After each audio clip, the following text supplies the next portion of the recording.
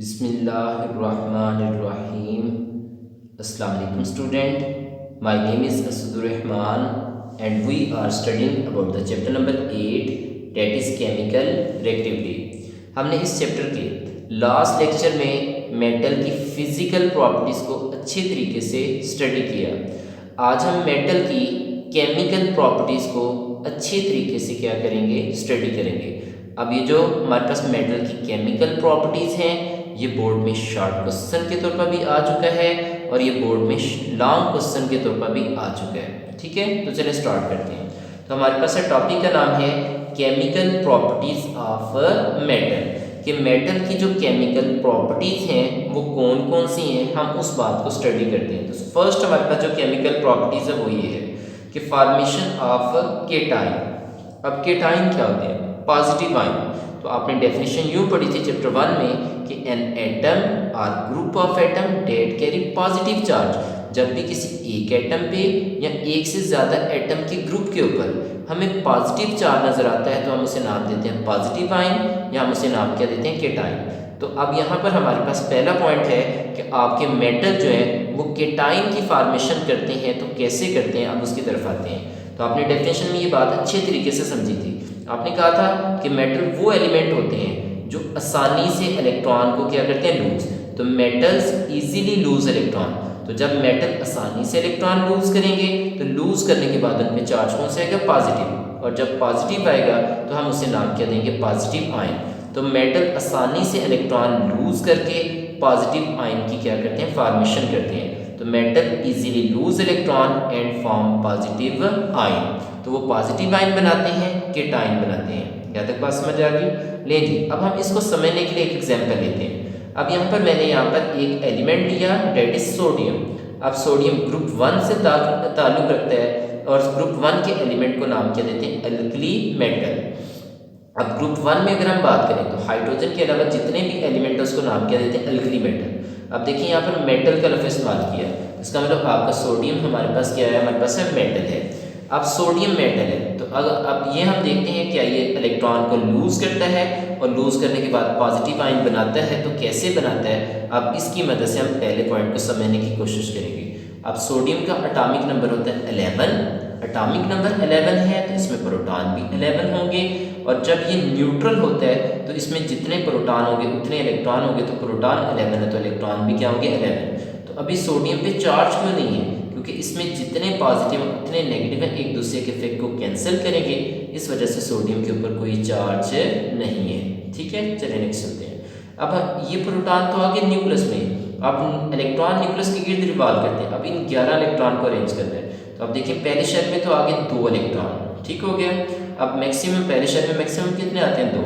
अब जो बचे वो हमारे पास सेकंड शेल में। अब सेकंड शेल में मैक्सिमम कितने आएंगे, 8। तो हमारे पास 2 और 8 कितने हो गए, 10। अब रह गया 1। तीसरे में आते 18 हैं लेकिन बचा 1 है तो हमने यहाँ पर 1 लिख दिया। अब आप देखिए यहाँ पर इसके सोडियम के बाहर वाले शेल में 1 इलेक्ट्रॉन है। अब आपने चैप्टर नंबर 1 में भी ये बात सुनी और आपने चैप्टर नंबर 4 में भी ये बात सुनी कि अगर हम बात करें तो नेचर में हर चीज़ क्या होना चाहती है, स्टेबल। ठीक है, और एटम स्टेबल कब होता है, जब उसमें डुप्लेट या ऑक्टेट कंप्लीट हो। अब डुप निकला डाई से, डाई मीन क्या होता है, 2। और ऑक्टेट निकला ऑक्टा से, और ऑक्टा मीन क्या आता है, 8। तो अगर किसी भी एटम का बाहर वाला शेल पहले वाला है तो उसमें कम से कम 2 इलेक्ट्रॉन होंगे, उसमें डुप्लेट रूल फॉलो होगा तो वो एटम स्टेबल होगा। और अगर किसी भी एटम का बाहर वाला शेल पहले के अलावा है, यानी दूसरा है, तीसरा है, चौथा एंड सो ऑन, अगर पहले के अलावा किसी का भी बाहर वाला शेल है तो उसमें कम से कम 8 इलेक्ट्रॉन होंगे, उसमें ऑक्टेट कंप्लीट होगा तो एटम क्या होगा, हमारे पास स्टेबल होगा। यहाँ तक बात क्लियर? चलिए देखते हैं। अब सोडियम का बाहर वाला शेल पहले वाला, दूसरे वाला, तीसरे वाला कौन सा है। अब देखिए काउंटिंग हमेशा न्यूक्लियस से करीब से स्टार्ट करेंगे। अब ये देखिए 1, 2 और 3। अब इसका बाहर वाला शेल तीसरा है और तीसरे में 1 इलेक्ट्रॉन है। अब 1 इलेक्ट्रॉन है, अब इसमें 8 इलेक्ट्रॉन पूरे लें तो तीसरे शेल में अब यहाँ पर ऑक्टेट कंप्लीट होना है। तो अब इसको ऑक्टेट कंप्लीट करने के लिए 7 इलेक्ट्रॉन चाहिए। अब देखिए यहाँ पर अगर हम देखें तो आपने रूल पढ़ा था कि एक एटम अपने बाहर वाले शेल में ऑक्टेट को कंप्लीट करने के लिए या तो इलेक्ट्रॉन लूज करता है या गेन करता है या वो क्या करता है, शेयर करता है। और आपने कहा था कि अगर 3 से कम इलेक्ट्रॉन होंगे तो वो हमेशा अपने इलेक्ट्रॉन को क्या करेगा, लूज करेगा। तो अब आप देख सकते हैं सोडियम के बायर रिलेशन में 3 से कम इलेक्ट्रॉन है, तो ये बायर से एनर्जी गेन करके अपना इलेक्ट्रॉन क्या करेगा, लूज करेगा। तो जब ये अपना एक इलेक्ट्रॉन लूज करेगा तो इसका ये तीसरा शेल खत्म हो जाएगा और इसका फिर बाहर वाला शेल सेकंड वाला होगा जिसमें कितने इलेक्ट्रॉन होंगे, 8। तो इसमें ऑक्टेट कंप्लीट होगा तो ये क्या होगा, स्टेबल होगा।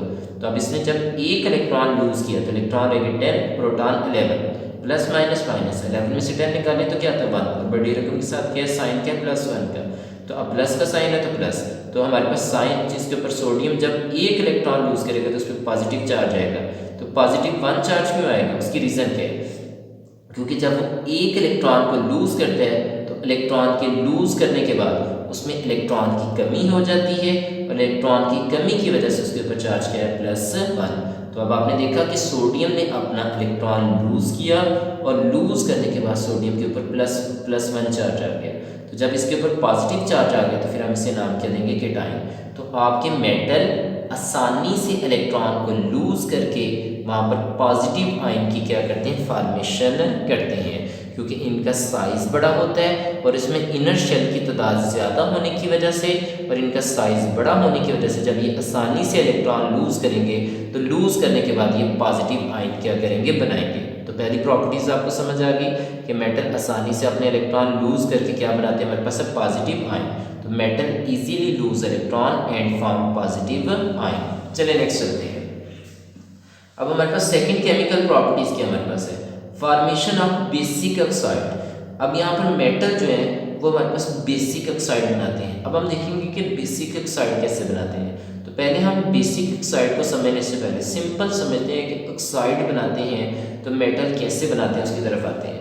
तो जब भी हम किसी भी मेटल का ऑक्सीजन के साथ रिएक्शन करवाएं तो वो जल्दी से उसके साथ रिएक्ट करता है। तो metal readily react with the oxygen, आपके मेटल तेजी से ऑक्सीजन के साथ रिएक्ट करेंगे और जब ऑक्सीजन के साथ तेजी से रिएक्ट करेंगे तो रिएक्ट करने पर उन मेटल के साथ जब ऑक्सीजन अटैच होगी तो अटैच होने पर वो क्या बनाएंगे, मेटालिक ऑक्साइड। ठीक है, तो जब उस मेटल के साथ ऑक्सीजन अटैच हो जाएगी तो वो मेटल ऑक्सीजन के साथ मिलकर क्या बनाएगी, मेटालिक ऑक्साइड। ठीक हो गया।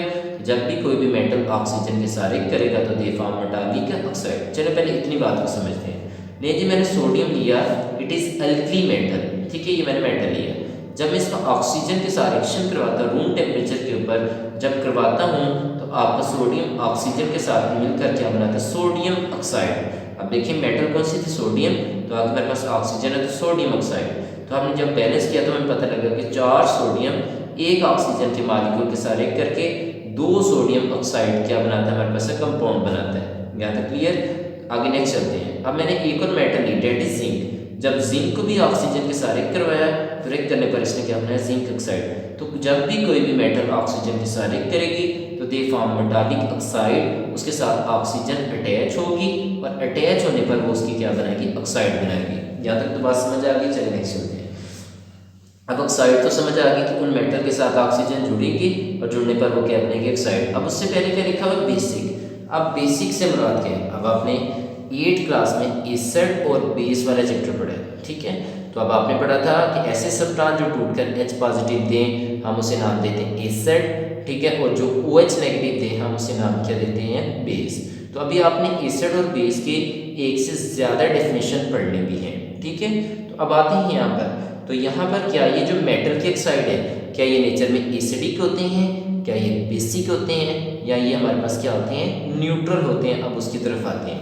तो अब ये जो मेटालिक ऑक्साइड बने मेटल के ऑक्साइड ये नेचर में क्या होते हैं, बेसिक होते हैं, ये बेस होते हैं। ठीक है, तो अब ये बेस होते हैं तो क्यों होते हैं, उसकी रीज़न क्या है, क्योंकि जब इन मेटल के ऑक्साइड को जब भी हम क्या करते हैं, पानी के अंदर डिजॉल्व करते हैं तो बिकॉज दे फॉर्म बेस, तो ये हमेशा बेस को पैदा करते हैं। जब भी हम व्हेन डिजॉल्व इन वाटर, जब इन मेटालिक ऑक्साइड को हम पानी के अंदर डिजॉल्व करते हैं तो डिजॉल्व करने पर ये क्या बनाते हैं, हमारे पास बेस। चलिए इस बात को समझाने के लिए देखें। अब ये जो सोडियम ऑक्साइड आपके पास में बना था, तो अब ये जो हमारे पास सोडियम ऑक्साइड है अगर आप इसको पानी के अंदर डिजॉल्व करें तो डिज़ोल्व करने पर ये कौन सी बेस बनाता है, सोडियम हाइड्रो ऑक्साइड। तो क्योंकि ये मेटल के ऑक्साइड पानी के अंदर डिज़ोल्व करने पर बेस बनाते हैं, तो इस वजह से इनकी नेचर क्या होती है, बेसिक होती है। यहाँ तक बात समझ आ गई। चलिए नेक्स्ट चलते हैं। अगर देखें जब हम इसको पानी के अंदर डिज़ोल्व कर लेते हैं तो करने के बाद अब आपके पास दो किस्म के लिटमस पेपर होते हैं, एक होता है रेड कलर का और एक क्या होता है हमारे पास ब्लू। तो अगर हम इसमें ब्लू कलर वाला डिप करें तो उसका कलर चेंज नहीं होगा। अगर उसमें रेड वाला कलर डिप करेंगे तो अगर रेड वाला लिटमस पेपर जो है वो ब्लू कलर में चेंज हो जाएगा, तो अगर रेड से ब्लू में चेंज हो जाए तो वो हमारे पास बेस होती है। तो ये शो करता है कि आपके जितने भी मेटल के ऑक्साइड हैं वो नेचर में क्या होते हैं, बेस होते हैं। यहाँ तक बात समझ आ गई। तो आपके पास सेकंड पॉइंट बना कि जब भी मेटल जो है, metal readily react with the oxygen, metal तेजी से ऑक्सीजन के साथ रिएक्ट करके क्या बनाते हैं, मेटालिक ऑक्साइड। ये मेटालिक ऑक्साइड बनाते हैं which are basic in nature, जो नेचर में क्या होते हैं हमारे पास है, बेसिक होते हैं, बेस होते हैं। यहाँ तक 2 पॉइंट समझ आ गई। लेकिन थर्ड पॉइंट की तरफ आते हैं, फॉर्मेशन ऑफ आयनिक कंपाउंड। अब आयनिक कंपाउंड क्या है, ये आपने चैप्टर नंबर 1 में भी पढ़ा और आपने चैप्टर नंबर 4 में भी पढ़ा।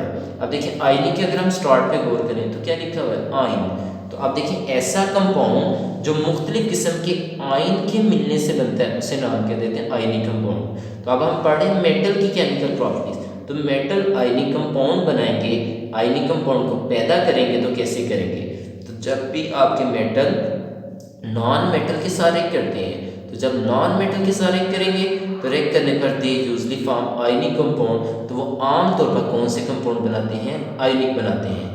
अब कैसे बनाते हैं, अब उसकी तरफ आते हैं। अब देखिए यहाँ पर आपके मेटल की हमेशा टेंडेंसी होती है टू लूज इलेक्ट्रॉन। जब ये इलेक्ट्रॉन लूज करेंगे तो पॉजिटिव आयन बनाएंगे।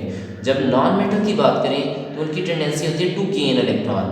वो हमेशा इलेक्ट्रॉन को क्या करेंगे, गेन करेंगे। तो जब गेन करेंगे तो इन पे चार्ज कौन सा आएगा, हमारे पास है नेगेटिव आएगा। यहाँ तक बात समझ आ गई। तो लें जी, अब जब एक पॉजिटिव आयन बना रहा है एक नेगेटिव आयन, तो फिर उन पॉजिटिव और नेगेटिव आयन के मिलने से जो हमारे पास कंपाउंड बनेगा उसे नाम क्या देंगे, आयनिक कंपाउंड। तो लें जी, अब इस बात को समझने के लिए हमारे पास यहाँ पर पहली एग्जाम्पल लेते हैं। अब इसमें हमारे पास जो पहला एलिमेंट है डेट इज सोडियम। सोडियम एक अल्कली मेटल मैंने ली, तो ये लें जी, अब यहाँ पर एक मेटल लिया। अब सोडियम का एटॉमिक नंबर 11 है, तो इसमें एटॉमिक नंबर 11 है तो इसमें प्रोटॉन भी 11 होंगे, और अगर इसमें प्रोटॉन 11 होंगे तो इसमें इलेक्ट्रॉन भी 11 होंगे जब ये क्या होगा, न्यूट्रल होगा। अब आप देखें अब इस पर कोई चार्ज नहीं है। अब इसके इलेक्ट्रॉन को अरेंज किया, पहले शेल में 2, दूसरे में 8, तीसरे में क्या हमारे पास 1 है। तो अब देखें इसके तीसरा शेल है बाय वाला, तो इसमें कम से कम 8 इलेक्ट्रॉन होंगे तो ये स्टेबल होगा। और आपने भी पढ़ा था कि अगर 3 से कम इलेक्ट्रॉन हो तो हमेशा इलेक्ट्रॉन को क्या करेगा, लूज। तो अब ये 1 इलेक्ट्रॉन को लूज करेगा, जब ये लूज करेगा तो इसका ये शेल खत्म, और इसका बाहर वाला शेल ये सेकंड वाला होगा जिसमें कितने इलेक्ट्रॉन होंगे, 8 होंगे। अब देखिए इसमें ऑक्टेट कंप्लीट हो गया और ये क्या होगा, हमारे पास स्टेबल हो गया। अब आप देख सकते हैं जब ये 1 इलेक्ट्रॉन लूज करता है तो इलेक्ट्रॉन रहेगा 10। अब प्लस और प्लस माइनस माइनस, 11 में से 10 निकालें तो 1, और बड़ी रकम के साथ साइन कौन सा हमारे पास है, प्लस का।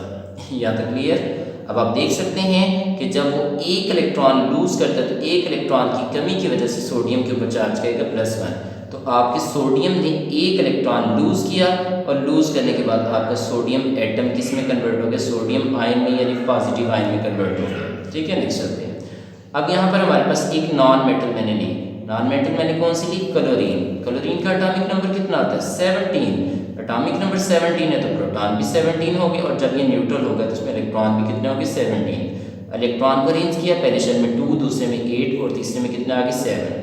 अब तीसरे शेल की अगर बात करें तो इसमें कम से कम 8 इलेक्ट्रॉन होंगे तो ये स्टेबल होगा। अब इसको ऑक्टेट कंप्लीट करने के लिए कितने इलेक्ट्रॉन चाहिए, 1। तो आपने कहा था कि अगर 5 या 5 से ज़्यादा इलेक्ट्रॉन हो तो हमेशा इलेक्ट्रॉन को गेन करेगा। तो फिर ये सोडियम ने जो 1 इलेक्ट्रॉन लूज किया था वही क्लोरीन 1 इलेक्ट्रॉन गेन करेगा। तो 7 + 1 कितना हो जाएगा, 8। इसका ऑक्टेट कंप्लीट होगा। अब 1 इलेक्ट्रॉन ले लिया तो इलेक्ट्रॉन हो गया 18, प्लस माइनस माइनस, 17 में से 18 निकाले तो 1, और बड़ी रकम के साथ साइन कौन सा हमारे पास है, माइनस का। तो अब आप देखिए हमारे पास आया -1। अब इसका मतलब क्लोरीन जब वही 1 इलेक्ट्रॉन गेन कर लेता है सोडियम वाला, तो गेन करने के बाद क्लोरीन के ऊपर चार्ज कौन सा आएगा, हमारे पास है -1। तो हमारे पास क्लोरीन कन्वर्ट हो गया हमारे पास क्लोराइड आयन में। तो अब आप देख रहे हैं कि जब एक मेटल जो है, मेटल हमेशा इलेक्ट्रॉन लूज करके पॉजिटिव आयन बनाएंगे, और वही इलेक्ट्रॉन नॉन मेटल गेन करके हमेशा क्या बनाएंगे, नेगेटिव आयन। अब ये पॉजिटिव और नेगेटिव आयन जो है वो अलहदा नहीं रह सकते, ठीक है। तो आप देखें एक का पॉजिटिव दूसरे के नेगेटिव को अट्रैक्ट करेगा और नेगेटिव पॉजिटिव को अट्रैक्ट करेगा। तो ये सोडियम और क्लोराइड मिलकर क्या बनाएंगे, आयनिक कंपाउंड। तो आपके पास यहाँ पर एक आयनिक कंपाउंड बनेगा, डेट इज NaCl। अब ये सोडियम क्लोराइड जो घर में आप नमक खाते हैं ये एक आयनिक कंपाउंड है। क्यों? क्योंकि ये किसके मिलने से बना है, आयंस के मिलने से बना है। तो ऐसा कोई भी कंपाउंड जो मुख्तलिफ किस्म के आयन के मिलने से बने उसे नाम क्या देते हैं, आयनिक कंपाउंड। तो अब आप देख सकते हैं सोडियम क्लोराइड हमारे पास क्या, आयनिक कंपाउंड। अब इसमें हमारे पास सोडियम मेटल है और क्लोरीन हमारे पास क्या, नॉन मेटल। तो जब भी मेटल और नॉन मेटल मिलते हैं तो ये आमतौर पर आयनिक कंपाउंड क्यों बनाते हैं, क्योंकि मेटल इलेक्ट्रॉन लूज करके पॉजिटिव आयन बनाएंगे और नॉन मेटल इलेक्ट्रॉन गेन करके क्या बनाएंगे, नेगेटिव आयन। फिर वो पॉजिटिव और नेगेटिव मिलकर क्या बनाएंगे, आयनिक कंपाउंड। तो सोडियम क्लोराइड हमारे पास क्या, एक आयनिक कंपाउंड है जो सोडियम मेटल और क्लोरीन नॉन मेटल के मिलने से बना। यहाँ तक क्लियर?